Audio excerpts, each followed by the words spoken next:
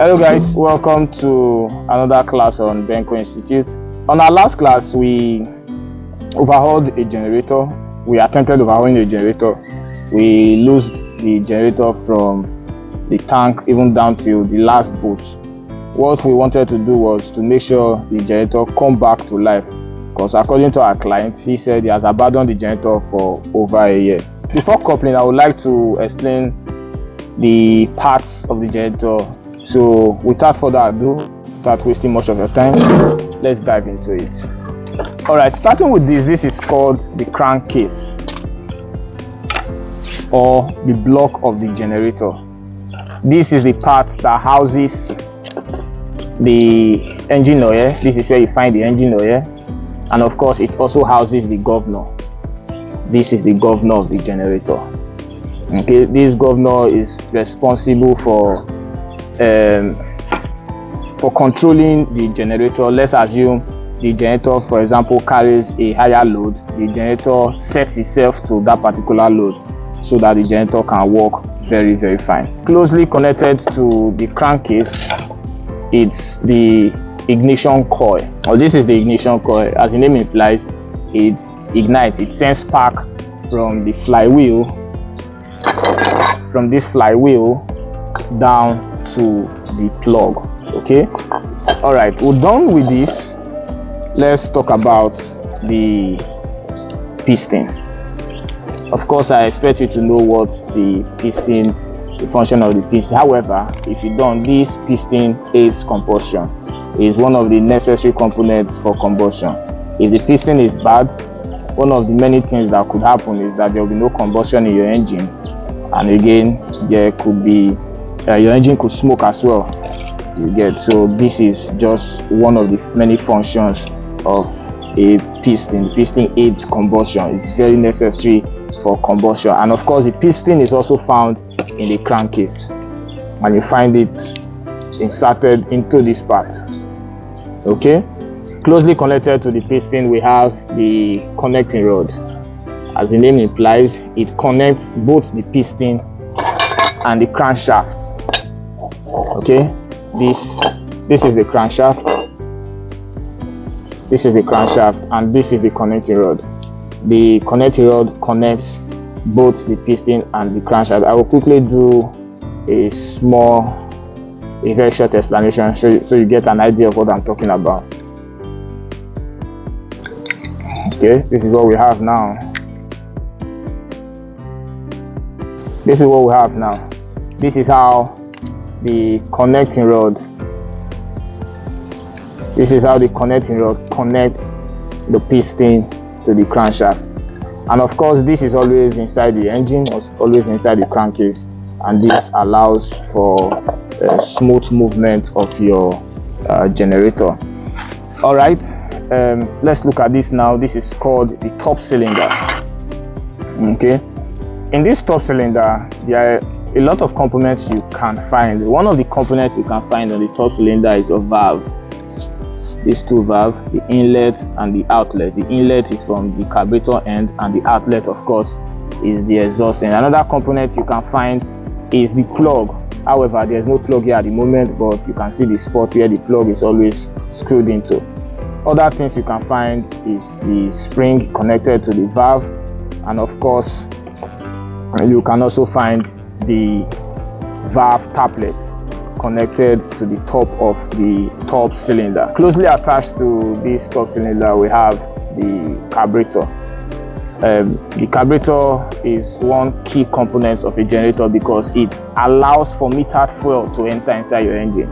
So without the carburetor, metered fuel cannot enter into your engine. What do I mean by metered fuel? I mean it regulates the amount of fuel, the amount of petrol that goes into your engine. Okay, that said, we have the cam. We have the cam here. The cam is found in your crankcase and it's connected here. Okay, what this does is it helps in pushing the cam follower. Okay, I will explain this very well. I will take my time with this explanation because it's quite technical. If you miss it, you've missed it. Okay, this is what happened.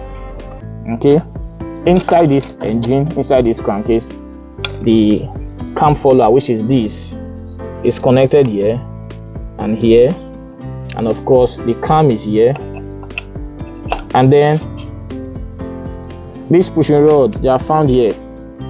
So what this does is, this is the pushing rod. What this does is, when the flywheel rotates, and of course it now rotates the crankshaft, at that point it pushes this cam to equally push this pushing rod, and of course the pushing rod eventually pushes the taplet. Okay, that may be a little difficult for you to understand, but I will give an illustration in this video, a further illustration in this video.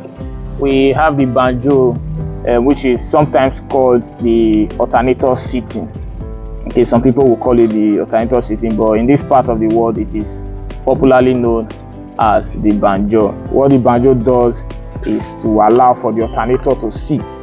So when you have an alternator like this, which is the armature and the field windings, it sits in. Of course, when it sits in, it allows for free movement. Okay, we have a pulley. What this pulley does is it allows for starting. Okay, what you find here is, when your starter, what you find here is this pulley is connected to the flywheel. Of course, when the flywheel is now connected to the crankcase and everything fitted properly, this pulley is now connected, and of course when the pulley is connected, it allows the starter assembly to be able to pull the engine, and of course the function of the starter assembly is to start the engine. Okay, that said, another thing we have here now is the armature rear cover, or the alternator rear cover as it is sometimes called. Okay, the alternator rear cover. What this does is it acts as a housing. I will simply explain this. Let me explain this better a little. Remember I talked about the banjo, right? Let's say this is the banjo, this is connected to this is this. Okay, and of course we have the rear housing. You see, this is how it works. You see, this is how it works. This is where the banjo sits, and of course the rear housing sits here, just to put the alternator in great shape. Okay, now we have the exhaust. The exhaust is to give out the bad gases from the engine. Is basically to give out output gases from the engine. Okay, that's where the smoke comes out from. All right, it is, if I am to liken it to a human being, I would say the videos. And if you want to speak with us directly in an inbox, let's say WhatsApp or thereabout, you can click on the join button, as this will give you access to chat us up personally. Till meeting our next class, it's goodbye from us. Take care.